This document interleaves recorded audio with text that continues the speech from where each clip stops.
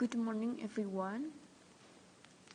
I am Vita now I will explain about the balanced scorecard.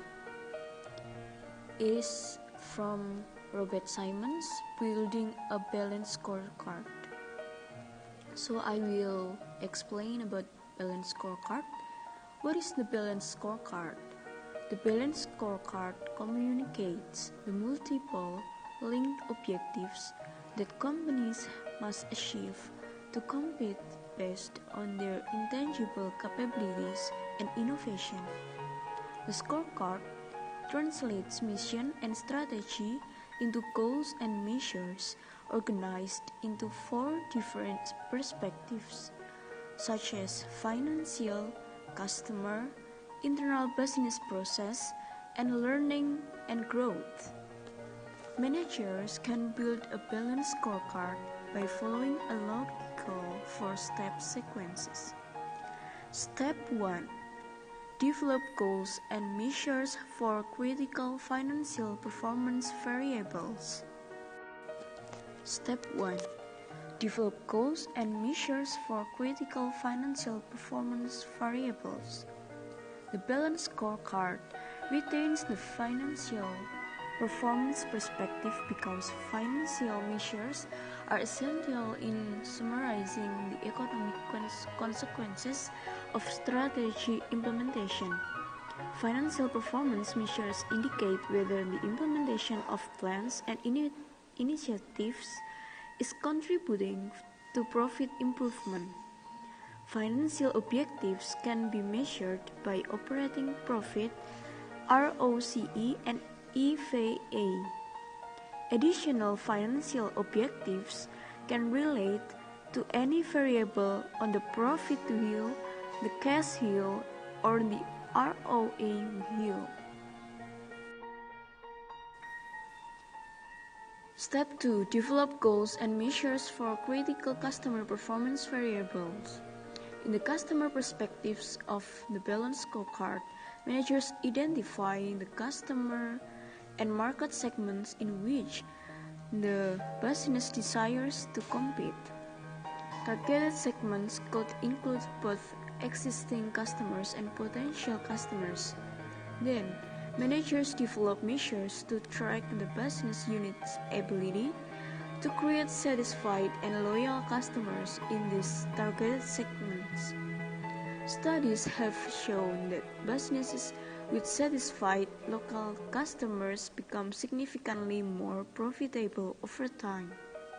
Loyal customers typically increase the amount of their purchases, cost less to serve, refer new customers to the business, and are willing to pay a price premium for products or services that they trust. The customer perspective typically includes several core or generic measures that relate to customer loyalty. These core outcome measures include customer satisfaction, customer retention, new customer acquisition, customer profitability, and market and account share in targeted segments. You can see figure 2 on the book of Robert Simons, page 206. There is a picture about customer perspective core outcome measures. Some common customer-based measures can be developed as follows. First is customer satisfaction. Measuring customer satisfaction can take the form of familiar market research tools such as customer response cards and questionnaires. And the second is point from customer satisfaction can also be measured through letters of complaint, feedback from field sales and service representatives, and mystery shopper programs. These sources of customer feedback often give a deeper understanding of customer satisfaction issues. 2. Customer retention. Monitoring the average duration of a customer relationship can detect problems with the value proposition. Are new customers defecting because they were the wrong customers for this product or service? Are long-term customers leaving because of the changes in quality, a better price elsewhere, or a combination of both? Surveying defecting customers to understand where defectors go and why they left provides critical feedback on the validity of the firm's strategy. And the third point is customer loyalty. Measuring the number of new customers referred by existing customers can quantify the degree of customer loyalty to a firm. A customer must be highly satisfied because recommending a firm to others. Measuring the depth of the relationship with customer can also provide insight into customer loyalty. For example, a fast food restaurant chain could measure how much of an average customer's weekly food budget was captured. A luxury item retailer could measure how often good customers make purchases to their stores versus competitor stores. An effective strategy is based on a unique value proposition the business delivers to attract and retain customers in its targeted segments. Although value propositions vary across industries and across different market segments within industries, there are a common set of attributes that organize the value propositions in most industries. These attributes fall into three categories. See Figure 3 on page 210. There are three categories. The first is product or service attributes, the second is customer relationships, and the third is image and reputation. Product attributes. And there are three important points from product attributes. First is price benefits. On price benefits, average unit retail price, there is an indicator of a successful product mix. The second from price benefits is total dollar sales at discounted prices. Then, the second point of product attributes is fashion and design. Average annual sales growth in strategic merchandise or key items that best exemplify the image Boston Retail is attempting to convey. And the second is average markup achieved. And then the third point of product attributes is quality. It includes return rate or an indicator of the consumer's satisfaction with the quality of the product. And then we next to customer relationship. There are 2 points important that we have to understand. The first is availability, and the second is shopping experience. And then the last point is brand and image. It includes market share in strategic merchandise categories and premium price gained on branded items. So we continue to step 3. Develop goals and measures for critical internal process performance variables. In the internal business process perspectives, managers identify the critical internal processes for which the organization must excel in implementing its strategy. The internal business processes dimension represents the critical processes that enable the business unit to first deliver the value propositions that will attract and retain customers in targeted market segments, and second, satisfy shareholders' expectations regarding financial returns.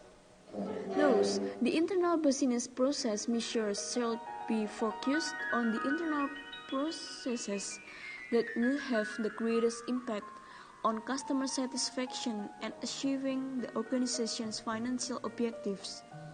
Each business will have a unique set of processes for creating value and producing superior financial results. The internal value chain model provides a handy template that companies can use to customize for their own objectives and measures in their internal business process perspective of the scorecard. The generic value chain model encompasses three principal business processes. You can see it in Figure 4. There are three principal business processes. The first is innovation processes, the second is operation processes, and the third is post-sales service processes. The first, innovation processes. In the innovation processes, managers research the needs of customers and then create the products or services that will meet those needs. Companies identify new markets, new customers, and the emerging and latent needs of existing customers. Then, the companies design and develop new products and services that enable them to reach these new markets and customers. As part of the innovation process, managers perform market research to identify the size of the market and the nature of customers' preferences and price sensitivity for the targeted product or service. As organizations deploy their internal processes to meet these customer needs, accurate information on market size and customer preferences becomes vital to effective resource allocation. You can see on Figure 4 the internal value chain. There are 3 points. Innovation cycle. It includes identifying the market and create the product or service offering, and then operation cycles build the products or services and deliver the products or services. And the last is post-sale service cycle. It include service the customer. And then there is several organizations use a metric called manufacturing cycle effectiveness, or MCE. Defined as MCE is processing time divided by throughput time. This ratio is less than 1 because throughput time, the denominator, can be broken out as follows. Throughput time is multiplied by processing time plus inspection time plus movement time and plus waiting or storage time. To emphasize the importance of reducing throughput time, this equation can be rewritten as throughput time amounted by value-added time plus non-value-added time, where value-added time equals processing time plus the times during which work is actually being performed on the product, and non-value-added time represents the time the part is waiting, being moved, or being inspected. Although GIT production processes and the MCE ratio were originally developed for manufacturing operations, they are just as applicable to service companies.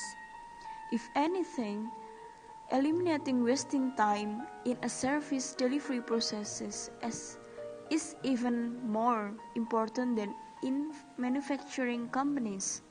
consumers are increasingly intolerant of being forced to customers to wait in line for service delivery. In many service companies, studies have indicated that customers experience long cycle times for service despite actual processing time being quite low. As a result, some automobile rental companies and hotel chains have now automated all aspects of check-in and check-out, enable repeat customers to bypass all waiting in line when assessing the service and upon completion of the service delivery process. And then we continue to step 4, learning and growth perspective. You can see it on the figure, learning and growth perspective. On the objectives is long-term success, the capability or employee skills, information systems, and organizational processes. And the measures from information systems is real-time availability, accuracy, and pervasiveness. And measures of organizational processes is satisfaction, retention, training, and capabilities. And then we move to step 5. Use the balance scorecard to communicate the strategy. It's much more than a collection of indicators of case success factors. It's a flight simulator, not a dashboard of instrument dials. Integrates performance measures with a unique strategy. Incorporates cause and effect relationships, including leads, lags, and feedback loops. Step 5. Linking the balanced scorecard to strategy. You can see in the PowerPoint. A strategy is a set of hypotheses about cause and effect. From financial, there is return on capital employed. From customer, there is on-time delivery, and then will impact into customer loyalty, because on-time delivery will increase this customer satisfaction. So the customer loyal can be increased by the customer satisfaction. And then from internal process, there are process quality and process cycle time. And the last is from learning and growth. There are employee skills. But the basic of the linking balance scorecard to strategy is from the learning and growth, because if there is not employee skills, the linking balance scorecard to strategy will not do well or will not occur well.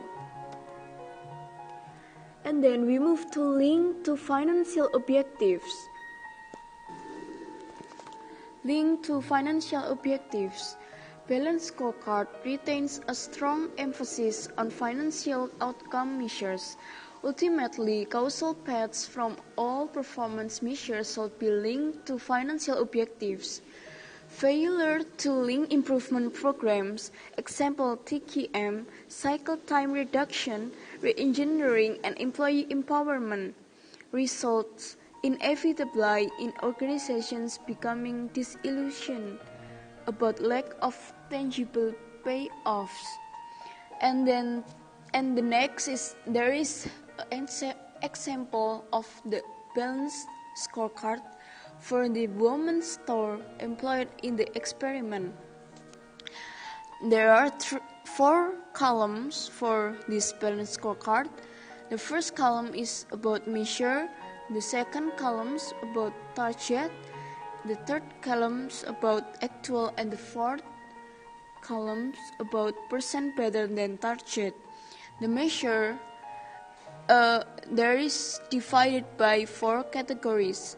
The first is financial categories, the second is customer categories, the third is internal process categories, and the last is learning and growth categories. The target from each aspects from these categories is about the percentage, and the actual is about the percentage too. And then it's comparing the target and actual into the percent better than target.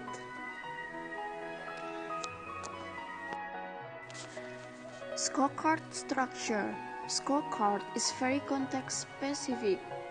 There's industry and competitive factors, life cycle of business unit, and business strategy. It is important to validate cause-effect relationships for each individual businesses. And then to implement a balanced scorecard, the organization must first define and develop measures for its primary strategic objectives. The second is understand how different business processes contribute to its strategic objectives. And the third is identify the drivers of performance on strategic objectives.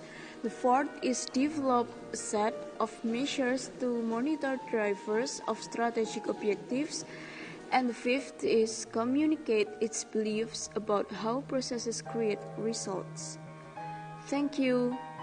This is the explanation of building a balanced scorecard from myself.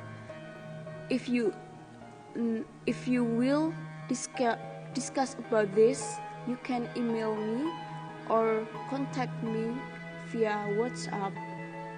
And thank you.